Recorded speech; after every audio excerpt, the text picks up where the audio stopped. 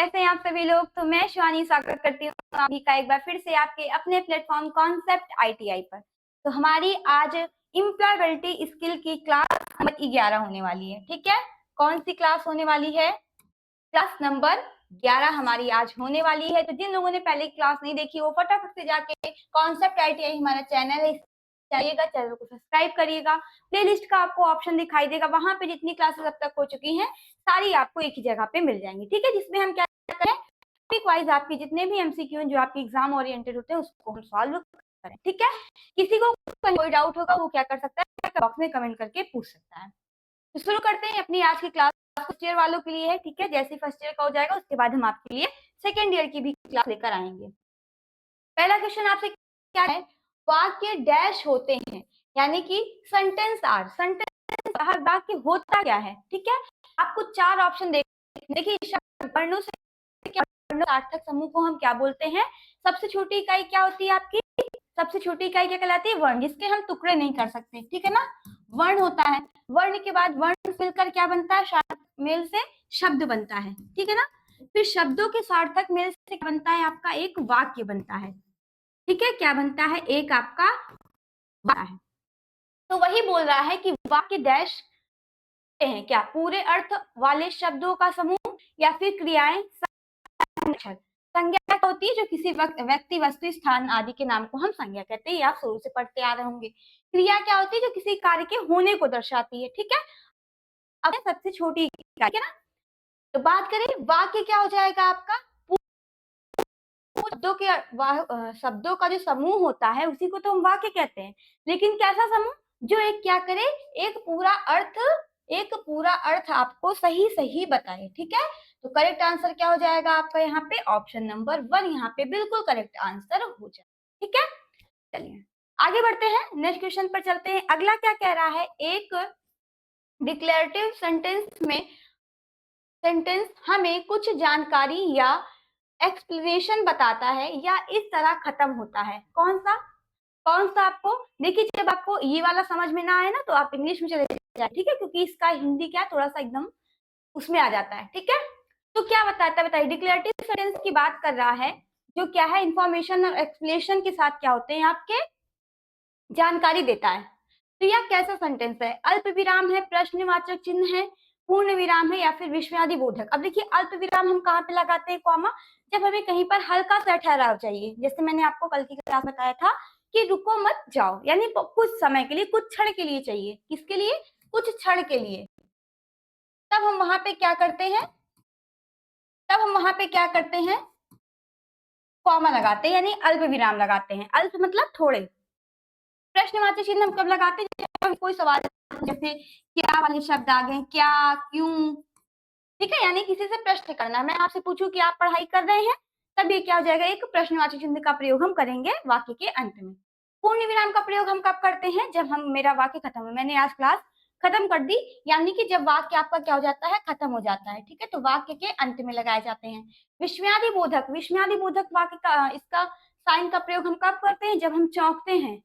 अरे बाप रे, कैसे बोलते हैं ना, अरे भगवान, हे भगवान, हे भगवान, तब हम क्या करते हैं? वहां पे इस प्रकार से विस्मयादिबोधक वाक्य का साइन का प्रयोग करते हैं, चिन्ह का। ठीक है, तो करेक्ट आपका क्या हो जाएगा? आपसे पूछा एक्सप्लेनेशन बताता है, तो हम किसका प्रयोग करेंगे? पूर्ण विराम का प्रयोग करेंगे। ठीक है, जैसे यहाँ पे ये लगा हुआ है ना लास्ट में एक डंडा, इसी को हम क्या बोलते हैं? पूर्ण विराम बोलते हैं। आगे चलते हैं अगले क्वेश्चन पर। एक विस्मयादि बोधक वाक्य के अंत में होता है। तो अभी मैंने बताया पूर्ण विराम कब लगाते हैं? वाक्य के अंत में। क्या पता है? कॉमा क्वेश्चन हम कब लगाएंगे? जब आपसे कोई प्रश्न पूछेगा। लेकिन विस्मयादि बोधक हम कब लगाते हैं? जब कहीं पे हम क्या हो जाते हैं? अचानक से आश्चर्य,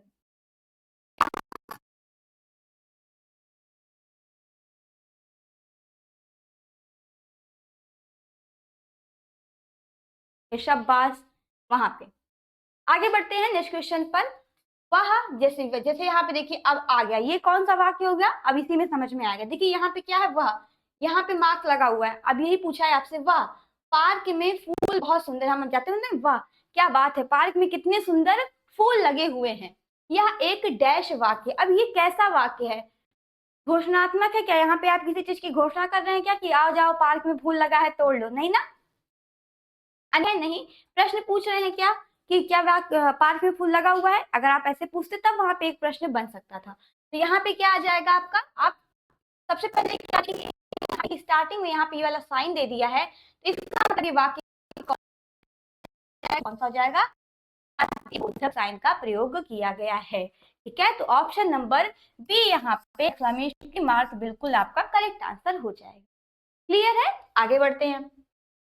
अब देखिए अगला क्वेश्चन क्या कह रहा है, क्वेश्चन नंबर 5 में कि पुलिस उससे उसके अपराध के बारे में पूछताछ कर रही थी। पुलिस क्या कर रही थी? किसी व्यक्ति से उसके अपराध के बारे में पूछताछ कर रही थी। ठीक है, यह किस तरह का वाक्य है बताइए। अब यह वाक्य यानी यहाँ से यहाँ तक का आपको बताना है, सिर्फ यहाँ से यहाँ तक का कि पुलिस उससे उसके अपराध के बारे में पूछ रही थी, तो ये किस प्रकार का क्या है वाक्य है? कथात्मक है, इनमें से कोई नहीं। ठीक है, या फिर इनमें से कोई नहीं। अब कथात्मक क्या यहाँ पे डिक्लेरेटिव हो रहा है क्या? कुछ क्लियर हो रहा है, एक्सप्लेन हो रहा है? नहीं हो रहा है मैम। प्रश्नवाचक यहाँ पे कहीं नहीं दिखाई, प्रश्नवाचक भी नहीं हो सकता मैम, बताइए क्या हो सकता है ये? सॉरी, हाँ ये क्या है? डिक्लेरेटिव। क्या कथात्मक का मतलब क्या होता है? देखिए हाँ, इसमें चले जाए करिए, क्या दिया है यहाँ पे इसका इंग्लिश? डिक्लेरेटिव। ठीक है, तो क्या यहाँ पे प्रश्न पूछ रहा है? नहीं मैम। यहाँ पे आश्चर्य कोई मार्क दिख रहा है विस्मयादि बोधक का? नहीं मैम, हमें ये भी नहीं दिख रहा, ये भी हमें नहीं दिखाई दे रहा है। तो करेक्ट आंसर क्या हो जाएगा आपका? ऑप्शन नंबर ए, यानी कि कैसा उससे पूछताछ कर रही है, उससे डिक्लेयर कर रही है सारी चीजें, तो कौन सा हो जाएगा आपका? ऑप्शन नंबर ए यहाँ पे बिल्कुल करेक्ट आंसर हो जाएगा। ठीक है, इसको पढ़ना और समझना आपको बिल्कुल बहुत अच्छे से आना चाहिए। अगला क्वेश्चन देखिए क्या कह रहा है, यह डैश किस किस बारे में है? अब आपको बताना है, क्या दिया है? यह वाक्य क्या या किसे है? विषय है, विधेय है, वस्तु है या फिर क्रिया है? यहाँ पे देखिए दिया है यह डैश के बारे में। अब आपको इनमें से पहचानना है कि किस बारे में आपसे पूछ रहा है, यह वाक्य क्या है या किसे है। ठीक है, तो अब आप क्वेश्चन को कैसे समझेंगे? किसकी बात कर रहा है? सब्जेक्ट की बात कर रहा है, प्रेडिकेट की बात कर रहा है, ऑब्जेक्ट की बात कर रहा है कि वर्ब की बात कर रहा है? किसकी बात कर रहा है? तो यह विषय किस बारे में है? अब क्या आप ये लिखेंगे तो सही हो जाएगा ना? यह किस बारे में है, यह वाक्य का क्या है या किसे है? तो करेक्ट आंसर आपका क्या हो जाएगा? ऑप्शन नंबर ए यहाँ पे आपका करेक्ट आंसर हो जाएगा। ठीक है, यानी कि सब्जेक्ट। ठीक है, तो यही सारी चीजें हैं, छोटी छोटी चीजें हैं जो आपको समझनी पड़ेंगी। ठीक है, इसके अलावा और इससे ज्यादा कुछ नहीं आपसे पूछा जाएगा। चलिए, अगर आपने एक बार एम्प्लॉयबिलिटी स्किल अच्छे से पढ़ लिया तो आपके अच्छे मार्क्स आ जाएंगे। अगला कह रहा है एक वाक्य के लिए सही क्रम क्या है बताइए। एक वाक्य के लिए यानी वाक्य जब बनता है तो पहले क्या आएगा? पहले कर्ता आएगा, कर्म आएगा, यानी संज्ञा आएगा या सर्वनाम आएगा, सब्जेक्ट आएगा कि विधेय आएगा? ये सारी चीजों को देखकर हम बताएंगे। जैसे यहाँ पे दिया है, पहले क्या आएगा? सब्जेक्ट, फिर ऑब्जेक्ट, फिर क्या दिया है? सब्जेक्ट वर्ब, तो ऑब्जेक्ट कहाँ गया? फिर आएगा वर्ब ऑब्जेक्ट सब्जेक्ट, या फिर वर्ब वर्ब और ऑब्जेक्ट। देखिए दो बार वर्ब आएगा नहीं, दो बार वर्ब यहाँ पे आएगा नहीं। ठीक है, और यहाँ पे क्या आ गया? पहले वर्ब आ गया, पहले कोई क्रिया कैसे कर देगा ना, तो ये भी गलत हो जाएगा आपका। सब्जेक्ट, इसमें ऑब्जेक्ट नहीं है, ये तो वैसे भी नहीं होगा आपका। तो सही क्रम क्या है किसी वाक्य का? पहले सब्जेक्ट वर्ब, उसके बाद क्या आता है आपका? ऑब्जेक्ट। ठीक है, तो यहाँ पे ऑप्शन नंबर ए आपका करेक्ट आंसर हो जाएगा। ठीक है, आगे बढ़ते हैं। अगला क्वेश्चन क्या कर रहा है, राधा ने वाक्य लिखना सीख लिया है। क्या किया है? राधा ने वाक्य लिखना सीख लिया है। इस वाक्य में सब्जेक्ट कौन सा है? अब आपको इसमें बताना है सब्जेक्ट कौन सा है, कर्ता कौन है। ठीक है, सीखा, कैसे, वाक्य या फिर राधा, ये आपसे पूछा है। यहाँ पे आपको चार ऑप्शन देखने को इस प्रकार से मिल जाएंगे। ठीक है, तो इसमें कर्ता कौन है? सबसे पहले होता है, लिखा है तो कर्ता कौन हुई यहाँ पे? राधा ही आपकी क्या हो जाएगी? कर्ता हो जाएगी। तो ऑप्शन नंबर डी आपका बिल्कुल यहाँ पे करेक्ट हो जाएगा। ठीक है, आगे बढ़ते हैं, अगले क्वेश्चन पर चलते हैं। नेक्स्ट क्या कह रहा है, सही वाक्य चुने। अब इसमें भी आपको क्या है, एक सही सेंटेंस चुनना है। इन चारों में से कौन सा वाक्य सही है? चलिए पढ़ते हैं। क्या कह रहा है, सड़क बिल्ली पर दौड़ती है। बताइए कभी सड़क पर सड़क दौड़ती हुई देखी है? सड़क बिल्ली पर दौड़ती है, क्या सड़क बिल्ली पर दौड़ पाएगी? नहीं ना। तो ये ऐसा तो मैम बिल्कुल गलत है। फिर दिया है बिल्ली सड़क पर दौड़ती है, ये हमें क्या है, थोड़ा सही लग रहा है। आगे पढ़ते हैं, बिल्ली सड़क दौड़ती है, बिल्ली सड़क दौड़ती है, ये थोड़ा सा क्या है, अटपटा लग रहा है, तो ये भी नहीं आपका होगा। और सड़क पर दौड़ती है बिल्ली, ये तो बिल्कुल ही क्या है, उल्टा कर दिया। सही ऑप्शन आपका क्या हो जाएगा, ऑप्शन नंबर बी की बिल्ली सड़क पर क्या है, दौड़ती है। ठीक है, the cats run on the road, तो ऑप्शन नंबर बी यहाँ पे आपका करेक्ट आंसर हो जाएगा।